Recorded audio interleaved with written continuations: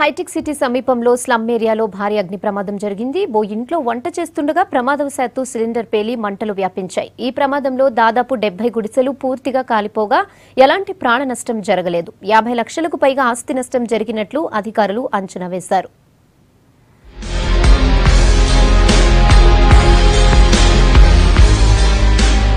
Hitech city ప్రాంతంలో భారీ అగ్ని ప్రమాదం జరిగింది.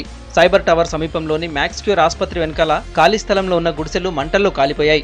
దాదాపు 320 గుడిసెలు ఉండగా 70 పూర్తిగా కాలిపోయాయి. ఉదయం ఓ ఇంట్లో వంట చేస్తుండగా ప్రమాదం జరిగినట్లు అధికారులు ప్రాథమిక అంచనాకు వచ్చారు. ప్రమాదంలో ఎలాంటి ప్రాణ నష్టం జరగలేదని, దాదాపు 50 లక్షలకు పైగా ఆస్తి నష్టం జరిగినట్లు అంచనా వేశారు.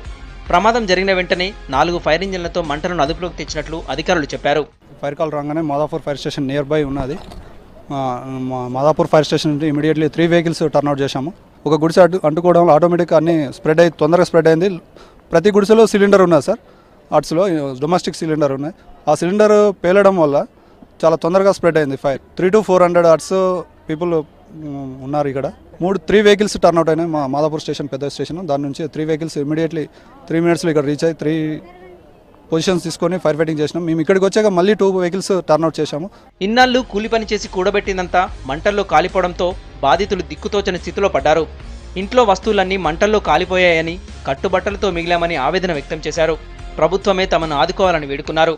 మా ఇంట్లో బియ్యం, బట్టలు ఒక 5,000 రూపాయలు నేను దాని కింద పెట్టుకున్న పర్సు, ఆ పర్సు, సెల్లులు అన్నీ ఒకటి ఉత్త కట్టుబట్టలతో బయటకు వెళ్ళినాం.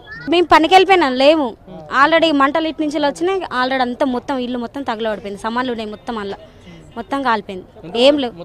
ఫైర్ ఇంజన్ వచ్చి ఇటు మంట కొట్టేసరికి ఆయన కానీ, లేకపోతే అవి కూడా మొత్తం తగలబడిపోవు.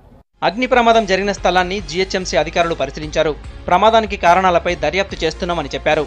షార్ట్ సర్క్యూట్ అయి సిలిండర్ పేలడంతో ప్రమాదం జరిగిందని చెప్పారు. ప్రమాదంలో సర్వస్వం కోల్పోయిన బాధితులను పునరావాస కేంద్రాలకు తరలించారు అధికారులు. దాదాపు 15 నుంచి 20 సంవత్సరాల నుంచి చాలామంది ఇక్కడ హట్స్ వేసుకొని చాలామంది అంటే తాత్కాలికమైన నివాసాలు ఏర్పరచుకొని ఉంటున్నారు. వీళ్ళందరినీ ఖాళీ చేయమని చెప్పి చాలాసార్లు వీళ్ళకి పోలీస్ ఫోర్స్తోని రావడం జరిగింది. అందరూ మాసివ్గా వచ్చేసి పని జరగనివ్వలేదు. 320 మందికి ఉంటున్నారు ఇక్కడ. 320 మందిలో దాదాపు 100 మందికి మీటర్స్ ఉన్నాయండి. ఎలక్ట్రికల్ మీటర్ ఇచ్చారు.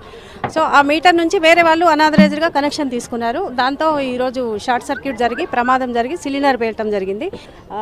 50 లక్షల నుంచి 60 లక్షల మధ్యలో ఆస్తి నష్టం జరిగిందని భావిస్తాం. మనకి రాజీవ్ గృహకల్పలో ఖాళీగా ఉన్న సేలింగంపల్లిలో ఉన్నాయి.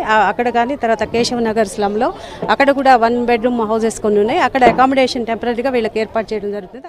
హైదరాబాద్ చుట్టుపక్కల జిల్లాలతో పాటు ఇతర రాష్ట్రాల నుంచి వచ్చిన వాళ్ళు ఇక్కడ గుడిసెలు వేసుకుని ఉంటున్నారు. అయితే ఫైర్ యాక్సిడెంట్ జరిగిన టైంలో అంతా అప్రమత్తంగా ఉండడంతో పెద్ద ప్రమాదం తప్పింది.